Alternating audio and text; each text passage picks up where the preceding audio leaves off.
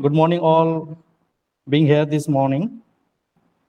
Today we are pleased to welcome Mr. Manoj Mahalankar. So very important and special guest from Maharashtra.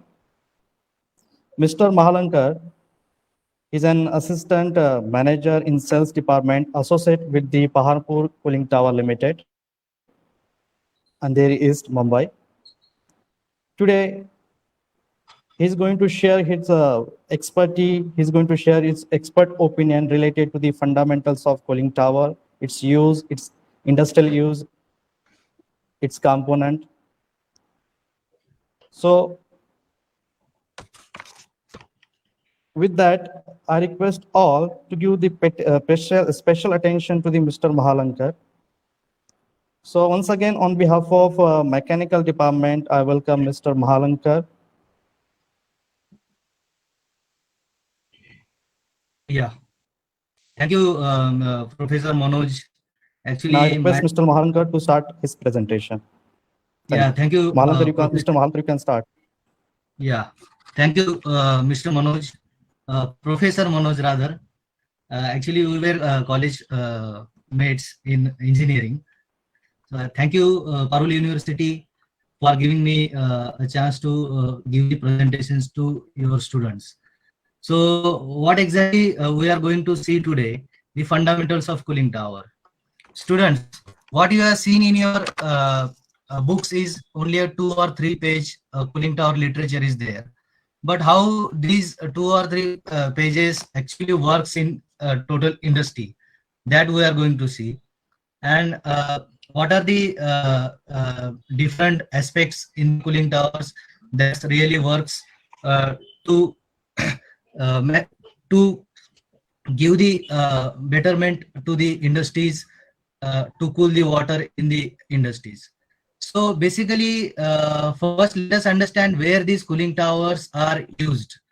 Where water actually gets heated in the industry, there comes the cooling tower. But what are the equipments there where water gets heated? For example, chiller in power plants, compressors, furnace, your DG sets, condensers, molding machines, distillation plants. So these are the applications. But industry wise, if you think, then industry wise also you can see where cooling towers are used. Yeah, most of the big cooling towers are used in power plants, cement plant, rolling mills, HVAC industry. In HVAC industry, you can see that cooling towers are used in malls, hospitals, IT companies for the heat and air conditioning of that particular premises. Again, your edible oil industry is there, chemical plants are there, tire industry is there, distillery, sugar plant, dairy plant, automobile industry, process industry. You name any industry, cooling tower will be there. Because water generally gets heated in every industry. So you cannot just throw that water into the environment as per the government laws, and that much of water is also not available in nature. So by cooling that water again with the help of cooling towers, that cooled water is again reused in your industries.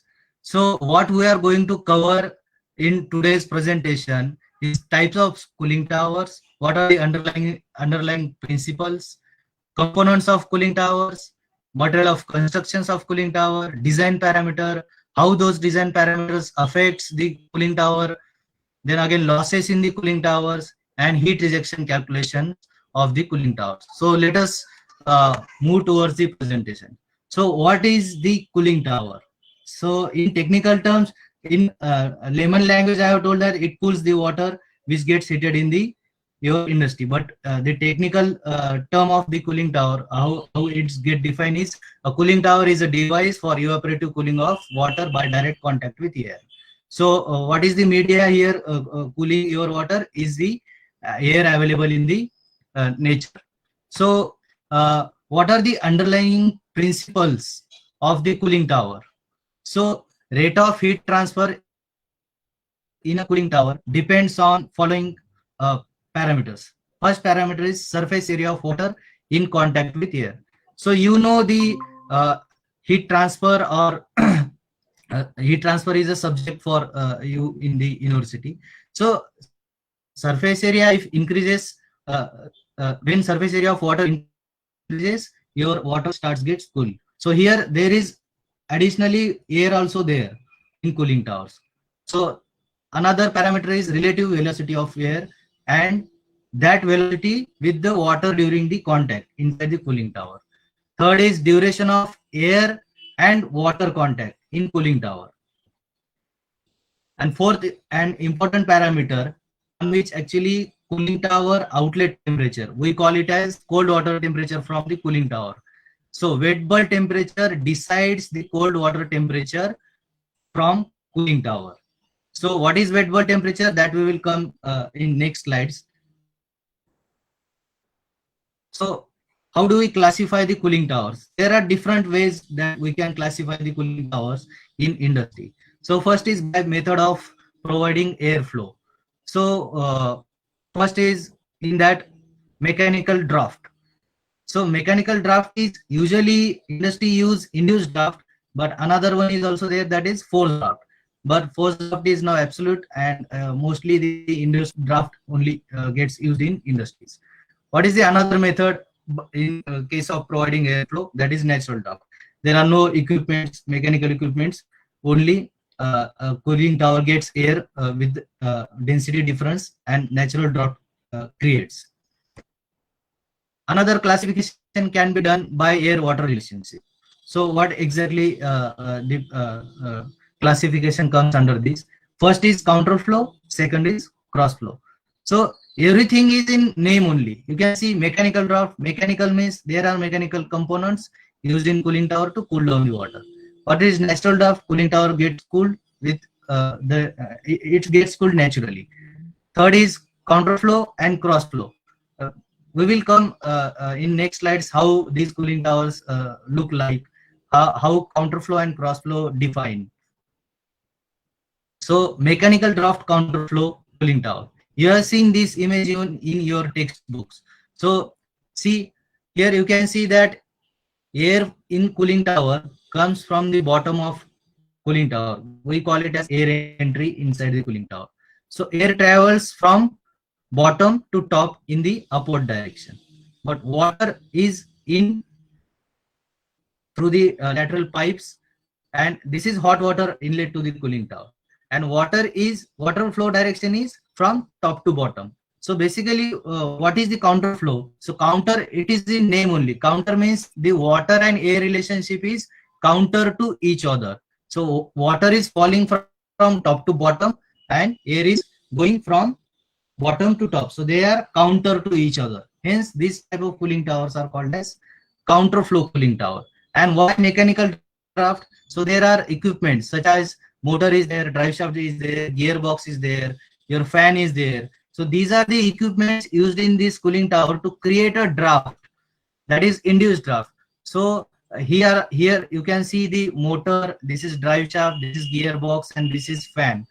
So this creates the draft in the cooling tower, and air gets sucked inside the cooling tower, or rather you can say air gets induced in the cooling tower, and that air helps your hot water to get cooled down in the cooling tower. You have seen this picture in your textbook, as I said earlier, but how actually this cooling tower looks like in actual world? So see, this is the cooling tower. See how big it is. I mean, can you imagine? Means the small image can reflect into a such big cooling tower in the industry, working 24/7 for the industrial applications. So these are the cooling towers. You can see there are various type of cooling towers in package range, industrial range, in process industry. So you can see in general, these are the counterflow cooling towers. Air entry you can see here from this area and this area, from all the four sides. Air gets inside the cooling tower. Here is the gearbox. Then inside there is fan, drive shaft, and motor. So air gets inside the cooling tower from air entry, and it travels from bottom to top, and water from your top to bottom. Hence, these are the cooling tower called as counterflow. Similarly, you can see a package range cooling tower. Here also you can see air entry and exit from the cooling tower, same counterflow cooling tower. The next type is mechanical draft cross flow cooling tower. Now again it is in name, cross. So air and your water are crossing to each other in 90 degree. So basically you can see here water is getting inside through these lateral pipes but spraying over these fins, and air is directly perpendicular to your water falling from top to bottom, and air is directly perpendicular to your water. So these are cross to each other. Water is falling from top to bottom and air is directly crossing to that water. Hence it is called as mechanical cross flow cooling towers. Again, similar components are used in this type of cooling towers also. So you can see again the cross flow cooling tower, actually how it looks like in the industries. This is a power plant picture where this big cooling tower is installed. So this is the cross flow cooling tower. Air gets inside through these louvers in the cooling tower and water is falling from top to bottom. So this is the cross flow cooling tower. In smaller range, these are smaller range cooling towers in cross flow. These are package range cooling towers in cross flow. So you can see from the images, and you can imagine from your textbook that how this small page diagram can convert into a big large cooling towers in the industries. So next we are going to see the natural draft cooling tower. So natural draft cooling tower, here water gets cooled by means of natural method only. The density, you can see, you must have seen this image again in your textbook. So air travels from bottom portion of the cooling tower and travels it upward. So this venturi, which you can see at this area, creates density difference in your water and the evaporation. So basically by means of that your water gets cooled in the natural draft cooling tower. Now you will be surprised to see how these cooling towers are big in actual world. You can see the images in front of you. This is the biggest cooling tower that you can see in front of you. So see the size of the power plant and see the height of the cooling tower. So these are the natural draft cooling towers generally used in power plants and your nuclear power plants, because the capacity of water to get cooled in the power plants and these nuclear plants are very big. So such type of cooling towers are preferred to save the power consumption in the industries. So next we will move, what are the, again, classification can be made on different type of fields, different type of things that are used in cooling towers. So what are the more choices that we can classify the cooling tower? So type of fill.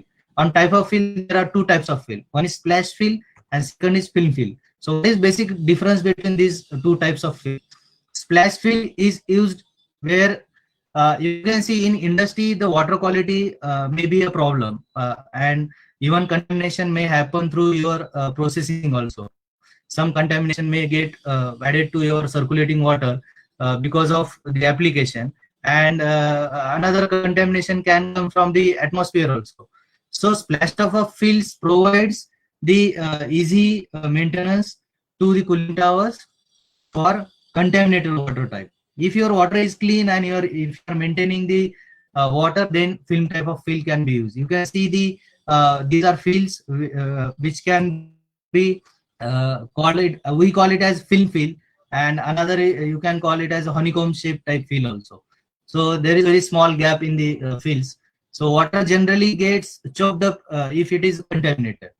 So, and another application is PVC material. The using PVC film type of fills has a capacity to withstand a 55 degrees centigrade. But in splash type of fill, you can use PVC V-bar also, you can use treated timber bar also, and polypropylene fills also. So high temperature application and your contaminated water application, we generally prefer splash type of fill. And if your water is clean and low temperature application, that is below 55 or equal to 55, we prefer film type of fills. These are the media which actually gives the larger surface area to your water, which gets cooled in the cooling tower. So this is the main part of the cooling tower which gives the larger surface area. What is another choice? So structural materials, that is MOC of the cooling tower. So you can classify on these also. So what are the different materials that are used in the cooling towers? So first is wood, or you call it timber. So timber is also a material that is used in the cooling towers. So as a structural member, and generally these are the Douglas fir type of wood that we generally import from California. Earlier we used to use our Himalayan pine. Now that has got banned, so we never use that pine wood. There are again different type of woods that can be used, but we generally prefer, as per Cooling Tower Institute USA, that is your timber from Douglas fir from California. What is the different another material that can be used for cooling tower? So it is a FRP. So FRP is also another material that can be used. This the structure which you are seeing in on screen is pultruded FRP. Pultrusion is a process through which these pultruded items are being made in the industry. So you can see the pultruded FRP structure cooling tower is also there.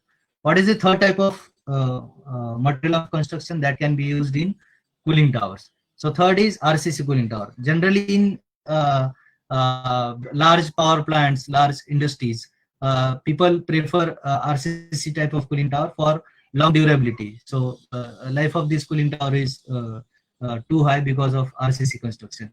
You need to only maintain the internal components of cooling tower. So these are the largest cooling tower used in different kind of power plants, cement plant, or big plants.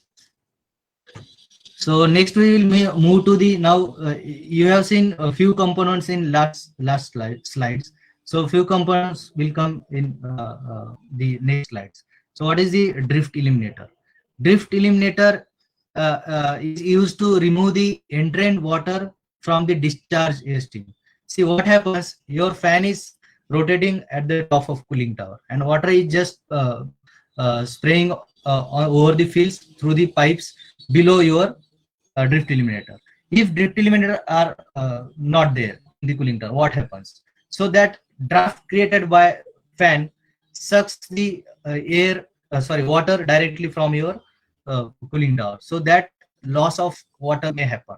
So to stop that losses, we install the drift eliminators. So how actually it looks like? These are the pictures of drift eliminators. So this will remove the entrained water from the discharge air stream in the cooling tower and saves the water losses in the cooling tower. Next is your air movement package in the cooling tower. How actually air moves in the cooling tower. How draft created with help of different components in the cooling tower. So what are those different components to create the air movement in your cooling towers? First one is motor, electric motor, which rotates at particular speeds.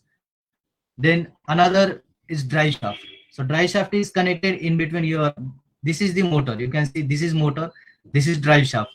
Below fan is your gearbox, and you can see fan and hub assembly. So motor rotates with the help of electrical power connections. Again, that motor drive shaft starts rotating after you switch on the motor, and that drive shaft gives the power to your rotating power to your gearbox. Now, which type of gearbox are used in cooling tower? Generally, a spiral BOL. BOL means, you know, BOL is right angle type of gearbox where your rotation of horizontal motion gets converted into a horizontal vertical motion. So here you can see drive shaft are rotating in vertical direction, but fan is rotating in your drive shaft are rotating in horizontal direction, but fans are rotating in vertical direction. So that transition happened due to your gearbox. So the third component is gearbox, and fourth one is fan. So when fan starts rotating, it creates the induced draft inside the cooling tower. So air will start entering in the cooling tower from bottom of your cooling tower through air entry.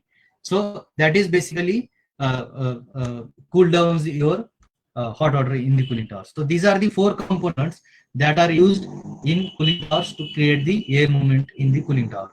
What is the fifth component that you will see image?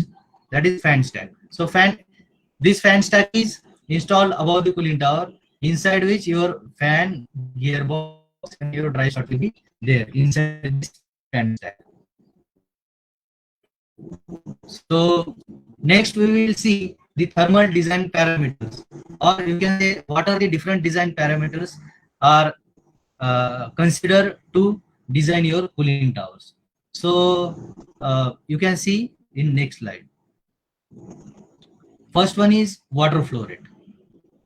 Second one is hot water temperature. Third is cold water temperature, that is outlet from the cooling tower.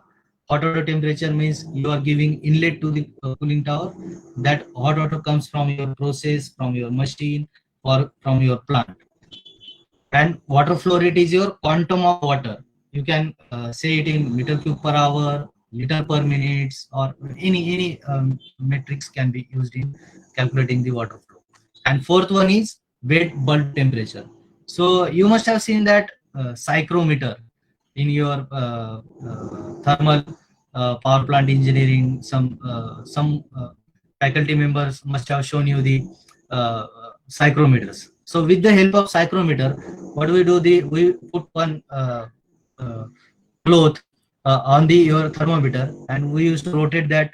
That cloth is weight one. So you used to rotate that psychrometer, and you will get the wet bulb temperature. One more thermometer is just beside that thermometer, that will give you the dry bulb temperature. So wet bulb temperature is very important parameter to design the cooling tower, because it decides the lowest temperature. Lowest temperature means lowest cold water temperature inside the cooling tower. So you see this image, there are a few nomenclature or terms that you will came across. So see, this is the hot water temperature, 85 °F. 70 °F is cold water from your cooling tower, that is outlet, and 65 is wet bulb temperature.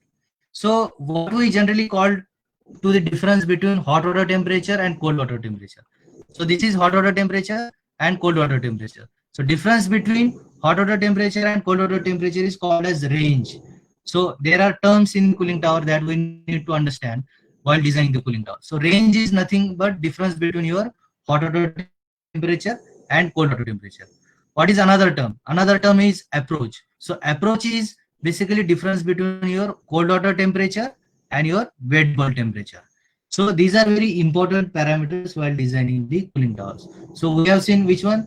Water flow rate, water temperature, cold water temperature, wet bulb temperature. And the difference between temperature parameters in and out is range, and difference between your cold water temperature and wet bulb temperature is your approach. So how these design parameters actually affects the cooling tower sizing or cooling duty while designing the cooling tower. How these four parameters that we have seen, water flow rate, your range, your approach, or hot water temperature or wet bulb temperature, how these parameters affect the cooling tower designing or cooling duty. So you see, water flow rate is actually directly proportional to cooling tower. If you are increasing the water flow rate, your size of cooling tower is going to increase. So you can see from the graph, the y-axis shows the cooling tower size parameter, and x-axis shows your flow rate increasing capital. So what we are keeping here as a constant, we are keeping here range, approach, and WBT as constant, and we are only varying the water flow rate. So if your water flow increases, your size of cooling tower increases, because it is directly proportional. You must be knowing the heat rejection formula. Q is equal to mCp delta T.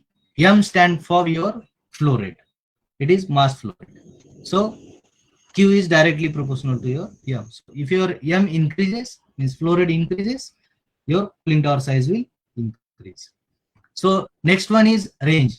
We have seen what is range. Range is difference between your hot water temperature and cold water temperature. Some may call it as delta T, because delta T is nothing but in and out difference between your inlet and outlet temperature. So what happens when your range changes? So you can see here, I am keeping all the parameters constant. I am only changing the range. So how actually range changes? So I am changing the hot water temperature. 100 and 90 will give 10. 105 and 90 will give 15 degree range. 110 and 90 will give 20 degree range, and 115 and your 90 will give 25 degree range. So you can see I have considered a 100% size for particular parameters considered in A column. So you can see if your range increases, the cooling tower size will also increase because your heat rejection capacity of cooling tower is increasing. Again, Q is equal to mCp delta T. So delta T is there. Delta T is nothing but your range. So delta T is again directly proportional to your Q. Hence, your cooling tower size increases if your range is start increases or delta T start increasing. So you can see I have considered 100% for a set of parameter. When your range increases to 15, the size of cooling tower increases to by 33.3%. If your range increases to 20 degree Fahrenheit, then your tower size increases by 60.9. Again, you can see the further example. Now, next parameter is your approach. So, how approach in cooling tower changes or affects the cooling tower sizing or cooling tower duty. So now, what is approach? Again, that back one slide. Approach is difference between your cold water temperature and wet bulb temperature. See, wet bulb temperature decides your cold water temperature. Why I'm again and again saying this, that wet bulb temperature decides your cold water temperature. See, wet bulb temperature is available in nature. For example, Pune condition is 27 degree WBT. So we can design the cooling tower with minimum approach of 3 degrees centigrade.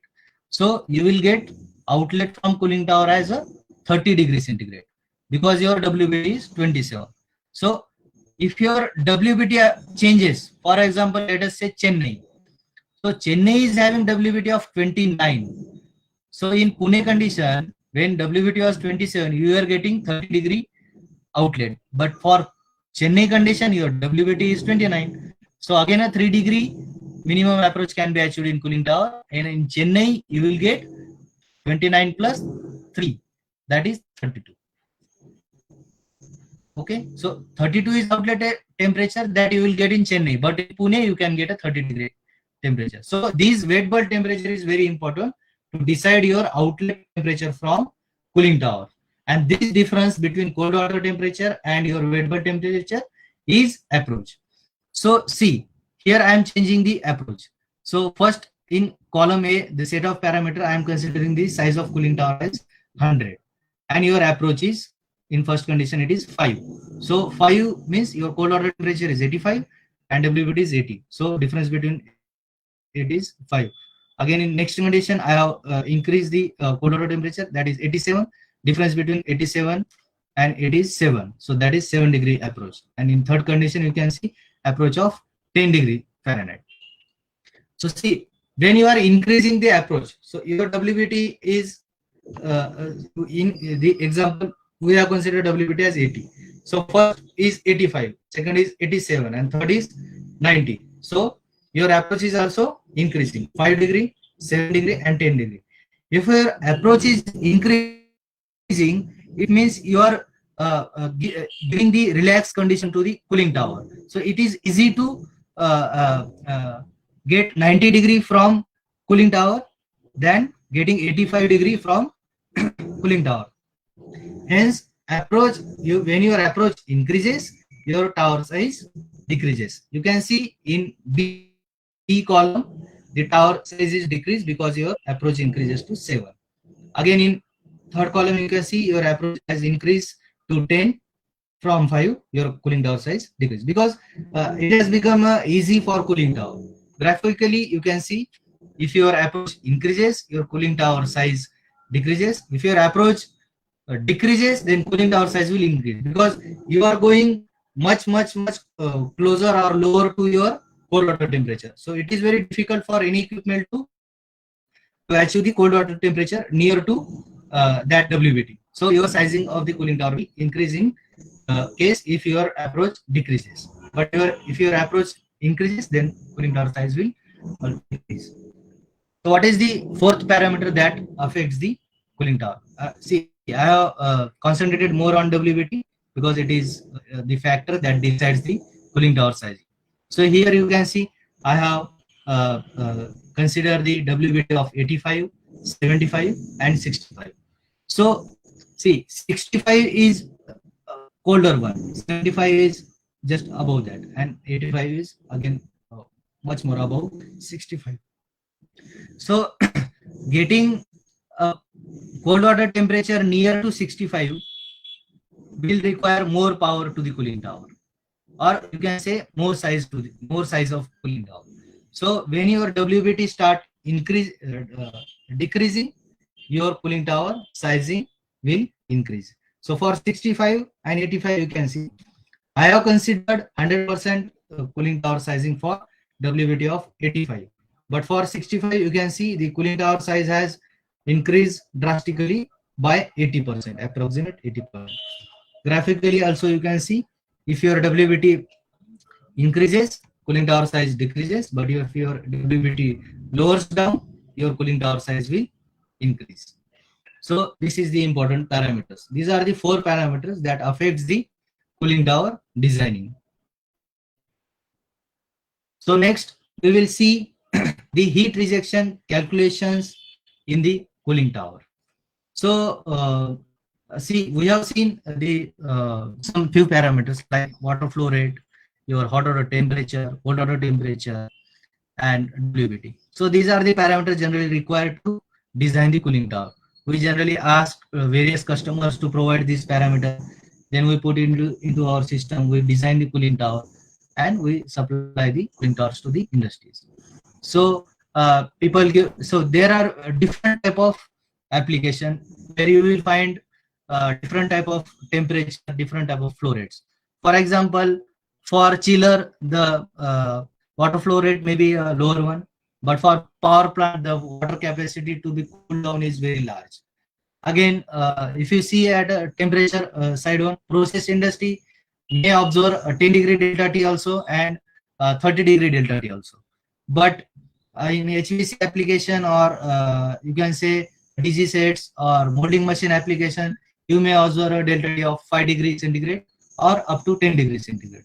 So these are the different variations you can see in the various type of industries, or it is as per the application for that for what we are going to use the cooling tower. So these are the different parameters which gets changed for every requirement, and hence we ask these parameters to the industry people so that we can design the cooling tower accordingly. So what are the heat rejection calculations in the cooling tower? So you have seen this formula in your any thermal design textbook or in power plant engineering also. So what is Q? Q is your heat rejection. So Q is equal to mCp delta T. You have seen this formula in your books also. So Q stands for your heat rejection capacity. Now we will consider here it as Q. The unit of Q is kilocalories per hour. Now what is M? M is your mass flow rate. That is flow rate inside the cooling tower. Let us say 100 meter per hour, 500 meter cube per hour, or you can call it as any 5,000 meter cube per hour also. That is not an issue because cooling tower gets designed on your design parameters. You can give any type of largest parameter, the cooling tower are available. Only number of units of the cooling tower increases as per your requirement. So M is your flow rate. So what is the unit of M? M can be meter cube per hour, LPM, LPH. Here we are considering M in meter cube per hour. What is CP? CP is specific heat. So for water, it is standard. For water, it is 1000. And what is delta T? Delta T is range. Range. What is range? Range is your difference between hot water temperature and cold water temperature. So these are the 4 parameters are used to calculate the heat rejections capacity of the cooling tower. So I have taken one example to for better understanding. So Q, as I said, Q is heat rejection is flow rate in meter cube per hour. CP is specific heat of water, which is 1000 for water. Delta T is hot water temperature minus cold water temperature in degree centigrade. So and what is heat rejection TR? So see, you have taken Q in kilocalories per hour. If you want to convert it in term of refrigeration, because generally you must have came across these terminologies such as TR, MCP delta T, Q, heat rejection, kilocalories per hour, and so how you are going to convert this kilocalories per hour into a TR? You just divide by 3024. You will get the heat rejection capacity in TR. So, for example, let us say your flow rate to the cooling tower is 100 meter cube per hour, and CP of your water is 1000. Delta T, we are considering it as 5 degrees centigrade. Let us say water temperature is 35 and cold water temperature is 30. So difference between SWT and hot water temperature and cold water temperature is 5 degrees centigrade. So what is Q? Q is 100, that is flow rate. 5 is your delta T and CP is 1000. So 5 lakh kilocalorie per hour is your heat rejection, that is Q. So to convert that heat rejection into a TR, you just need to divide it by 3024. So this is the size of cooling tower, that is 165 TR is required to be designed for the cooling tower. Means if I supply the cooling tower for these design parameter, you can call that cooling tower is designed for 165 ton of refrigeration. That much of heat rejection will happen in the cooling tower. So in earlier slide, we have seen the wet bulb temperature. So how actually wet bulb temperature changes? You can, I have given one example of Pune and Chennai. Now let us think about the different environmental conditions or different seasons in India. One is your summer, one is winter, and one is monsoon. So how this WBT changes in these three different seasons? So in monsoon, because your humidity is highest, you will find that your WBT is also highest, because WBT is the combination of your dry air and your humidity. So humidity is highest in monsoon, hence your WBT is highest in monsoon. Excuse me.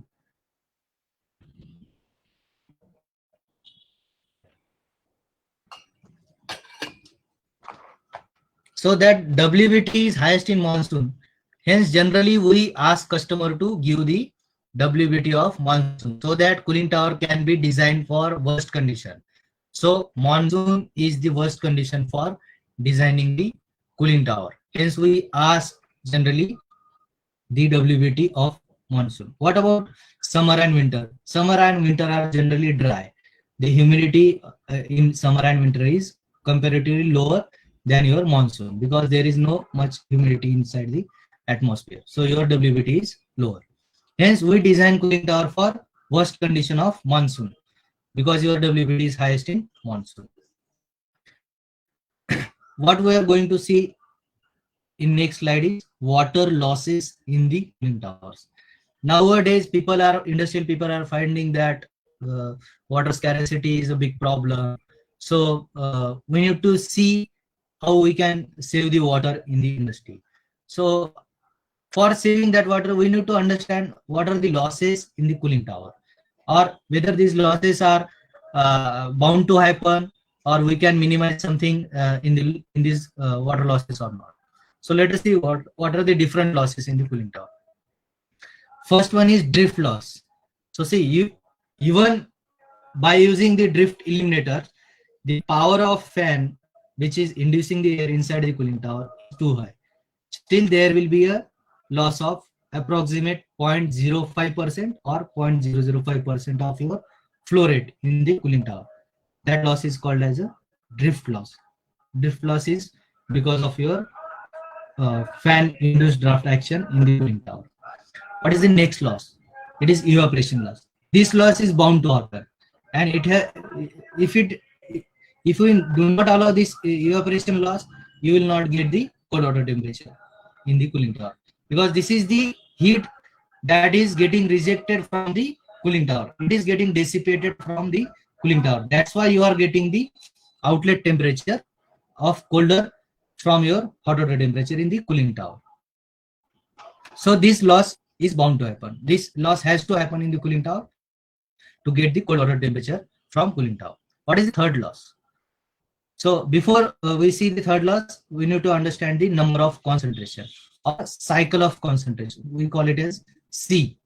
So C is basically calculated from other losses. E is evaporation loss, B is blowdown loss, and D is your drift loss.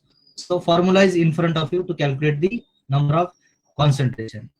In another terms, you can calculate the number of concentration by dividing the TDS level of your circulating water and TDS level of your makeup water. So what is makeup? That loss will come in the last in this slide. So what is the third loss that we are going to see? It is blowdown loss. So what is blowdown loss? See, there are various impurities comes in cooling tower or through your machine or through your atmosphere, and water starts getting contaminated or impurities in the cooling tower start increasing. It can be a total dissolved solid, it can be a total suspended solid, it can be calciums, it can be magnesiums in the water that comes and contaminate the water. So what happens if these parameters increases in the cooling tower? So cooling tower TDS level start increasing. So to minimize that and to keep the cooling tower clean and to keep the cooling tower operational, you need to blow down some water quantity from the cooling tower to maintain the TDS level of your cooling tower water. So blowdown is a loss that is required to be the water is required to be blow down from the cooling tower to maintain the TDS. So how it is to be calculated? Let us say cycle of concentration for particular location and particular application is 3, and 3 is basically calculated from TD. It is a division of your TDS of circulating water and TDS of your makeup water. So you get COC of 3. Let us say 1500 is TDS of your circulating water and 500 is your TDS of makeup water. So COC is 3. 1500 divided by 500. So blowdown can be calculated by dividing the evaporation.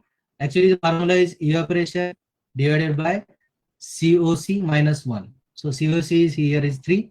Hence 3 minus 1 is 2. So evaporation loss divided by 2 minus your drift loss will give you the blowdown loss. So what is the last loss? Or you can say it as a makeup water that is required to be fed to cooling tower to maintain the quantum of water inside the cooling tower. So makeup is addition of nothing but your drift loss, evaporation loss, and your blowdown loss.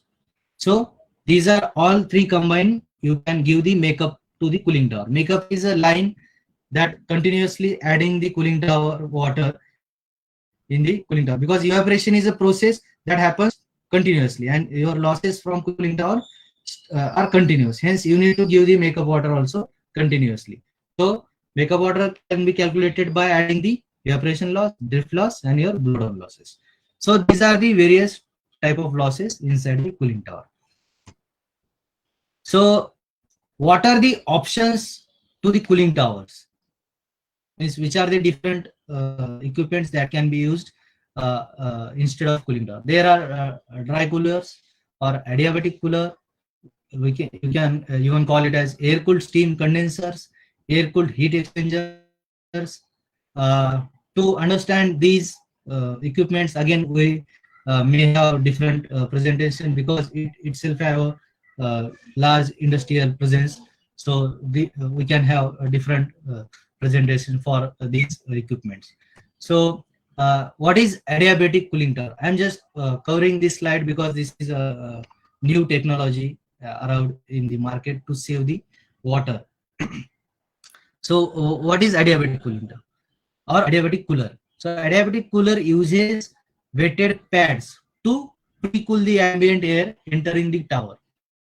Pre-cooling helps to achieve your lower temperature than your ambient dry bulb temperature. So this pre-cooled air is utilized to cool down your process hot water or any other refrigerant that you would like to cool down.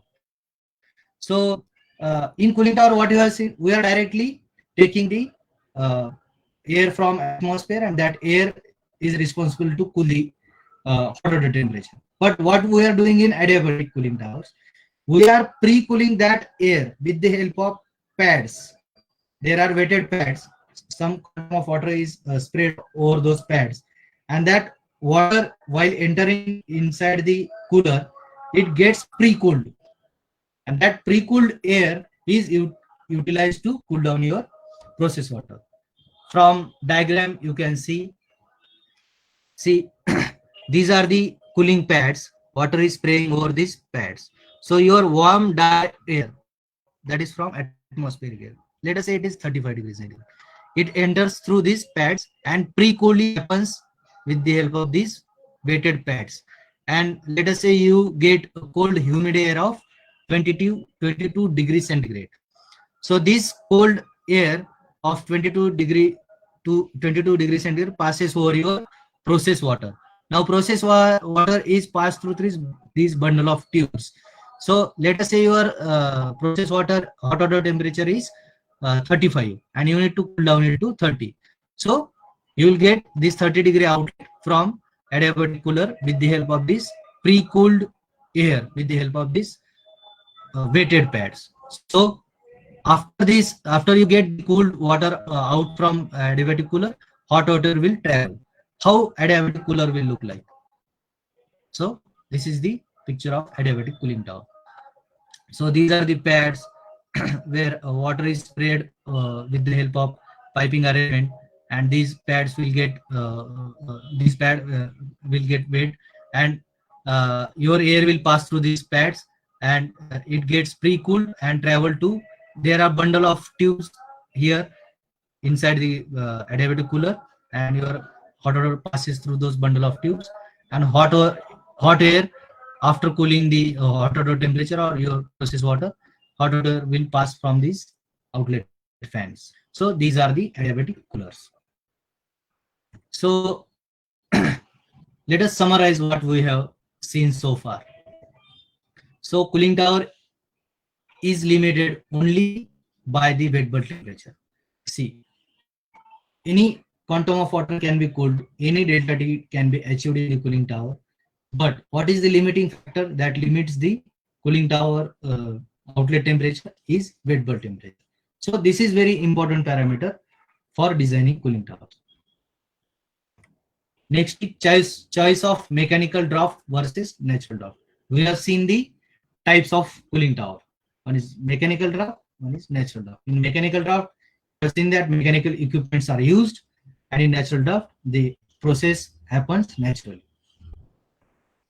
Choice of counterflow versus cross flow. Counter, it is just a counter to each other, water and air. Cross is cross, air and water relationship is crossing to each other, hence it is called as cross flow. Choice of film type versus splash type.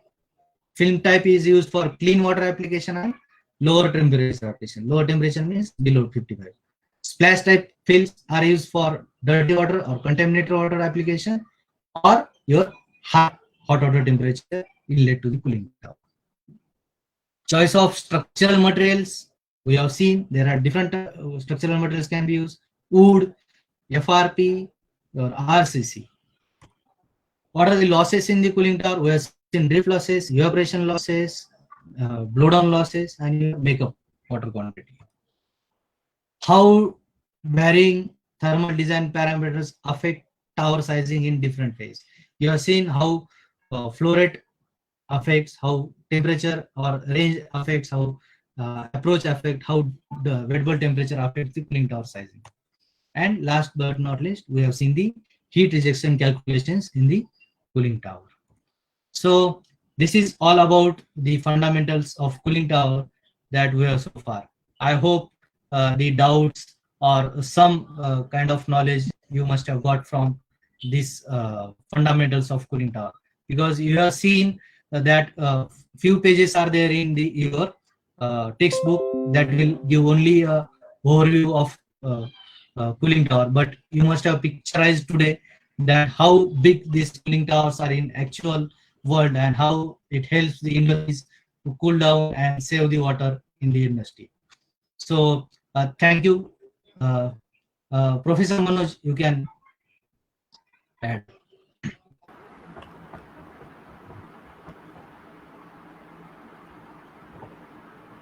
Hello, thank you, Manoj, thank you, Mahalanga sir. Now, so we have received two questions right now. So Yeah, first yeah, question is related to, so that is a question from third semester student. yeah, So how the approach term affect the size of cooling tower? Already you have explained this, but yeah. again, this one is asking how the approach term or how there is a relation between approach term and the size of cooling tower. See, approach, we have seen what is approach. Approach is difference between your cold water temperature and your outlet temperature. So outlet, let us say outlet from cooling tower is 30 degree and 27 is your WBT. So 27 and 30, compare this same 3 degree approach with your 35 and sorry 29 and 32. So achieving 32 with the help of WBT of 29 and achieving 30 degree with help of WBT 27. So which is easier condition? Easier is to achieve 32 and more sizing of cooling tower or more power is required to achieve 30 degree, because 30 degree is lower than your 32 degree. So achieving more cold water temperature is harder, or you can say it is not an easy condition. Hence, your approach, when your approach start decreasing, your cooling tower size increases. No, no. The second question is, so what is the maximum size of cooling tower that we have in India right now? The height of that cooling tower, maximum. Hello, can you come again? Hello. Yeah. Okay. So student is asking, what is the maximum size of cooling tower right now in India? Means that we have in India. Yeah, you can So see, you can call it as any size of cooling towers are available, because it in Gujarat you can see larger cooling towers in power plant. See, I will give one example to just visualize. While landing in Delhi from aircraft, you can see those natural draft cooling tower from aircraft. So you can imagine the height of cooling tower and the size of cooling tower available in the industry. So size is not an issue. You can design for any quantum of water that you would like to cool down in the industry. So largest cooling towers are available in the industry. So there is no point uh, to question on the means size of cooling tower, because size can be as per your parameters, design parameters. You have seen one photograph that I have shown, the larger industrial natural draft cooling tower. You can imagine from that how large cooling towers can be. now another question is that, is there Yeah. any replacement for the cooling tower? So very interesting question from the student. Is there any replacement for the cooling tower? Because in No, order to erect such a huge construction, it's quite difficult. Means it's consumes the time as well as the cost. Also, the maintenance cost of cooling tower is also high see, because that is. instead of replacement, we should understand why cooling towers are used. Cooling tower are used to cool down your hot water that gets heated in your industry. That hot water you cannot just throw it out in the atmosphere, because it affects the atmosphere, and that much of quantum of water is not available in industry from natural resources. We are actually using cooling towers to save this water. So cooling tower is a must equipment that is used in the industry. So there is no, there are options to the cooling tower, such as air cooled steam condensers are there, adiabatic coolers are there. Those advanced options are there, but elimination is not an option. You should have one equipment amongst this. So elimination is not an option, because these equipments are helping industry to save the water. Okay, I think the doubt is clear. Now the another doubt is, whether that adiabatic cooling is Yeah. increasing the efficiency or effectiveness of that cooling tower. Adiabatic cooling, whether adiabatic cooling increase the effectiveness or efficiency of that tower. See, there is no term in cooling tower called as efficiency. So, Okay. how efficiency is calculated? There is input and output. But here in cooling tower or adiabatic cooling tower, how many inputs are there? And there is only one output. Output is your cold water temperature. But how many inputs are you giving? Water flow rate is there. Inlet hot water temperature is there. Power consumption is there. So there is no relation in these three terms and your cold water temperature. So yes, effectiveness can be explained, but efficiency is not a term that can be used in the cooling tower. Yes, effectiveness of adiabatic cooling tower is good as compared to other equipment. Okay, so almost all the doubts are clear. So Yeah, definitely, Mr. Malankar, this whatever the knowledge you have shared, it definitely enhance the basic knowledge of our student. So good. once again, on behalf of mechanical department, thank you for joining this webinar or presenting the things related to the cooling tower. So thank you. It's my pleasure that we should give the knowledge to the upcoming youth and students, so So that they can imagine what exactly there is in state textbook and what they're actually happening in the actual world. So this okay. imagination, thank you Paroli University for arranging such type of lectures for students, so that they So can gain knowledge from experts in the industries. So with this initiative, we are trying to just filling the gap between the industry and the educational institute. So definitely, this kind of activity helps the student. Yeah, good one, good one. Okay.